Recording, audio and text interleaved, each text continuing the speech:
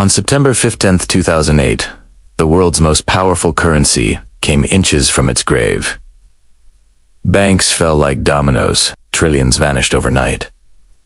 ATMs froze, people whispered, "Is our money still real?" For a moment, the unthinkable hovered in the air. What if the US dollar, the backbone of global trade, simply death? What actually happened that week? How close did we come to total collapse? And what stopped the fall? To understand that day, we need to rewind. The early 2000s looked unstoppable. American homes were piggy banks. Wall Street was a casino, and credit was infinite. But behind the glow of prosperity, debt was quietly poisoning the system. Banks repackaged bad loans into safe investments.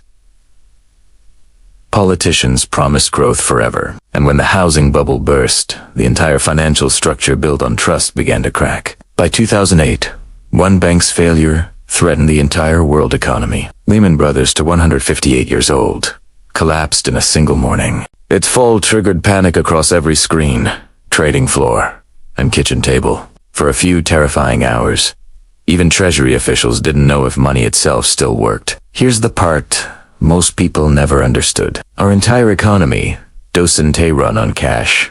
It runs on confidence. Imagine a vast network of promises. Every dollar you hold is just a note of trust backed by the belief that someone else will accept it tomorrow. But in 2008, that belief evaporated. Banks stopped lending to each other. Overnight markets froze. Global trade slowed to a crawl. Think of it like a human body. Credit is the blood, and when the heart, the banking system, stopped pumping, the organs of global commerce began to die. Central banks worldwide faced a choice: inject life support or watch the system flatline. The US government unleashed emergency programs worth hundreds of billions. Interest rates were slashed to zero, and the Federal Reserve did something unprecedented.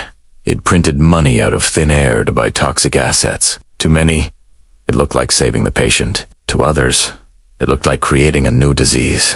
The tension peaked on a Friday evening conference call. Treasury Secretary Hank Paulson, Federal Reserve Chair Ben Bernanke, and the heads of Wall Street's biggest banks were on the line. If they couldn't agree on a bailout by Monday morning, global credit would freeze completely. Every paycheck, every loan, every dollar tied to that system was at risk. The question wasn't just will Wall Street survive, it was will money itself still mean anything? By dawn, the Federal Reserve had committed to the largest rescue in US history.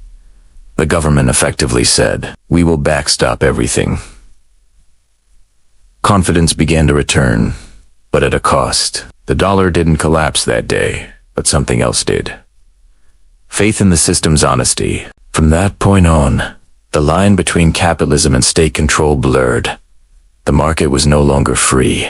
It was managed. In the months that followed, millions lost homes, jobs, and savings. Yet the same institutions that caused the crash were rescued. The Federal Reserve's balance sheet exploded from under $1 trillion to over $4 trillion. The era of easy money had begun. That rescue set the stage for today's inflation, massive government debt, and widening inequality. We didn't fix the system, we inflated it. We taught the world that when money dies, it can always be resurrected.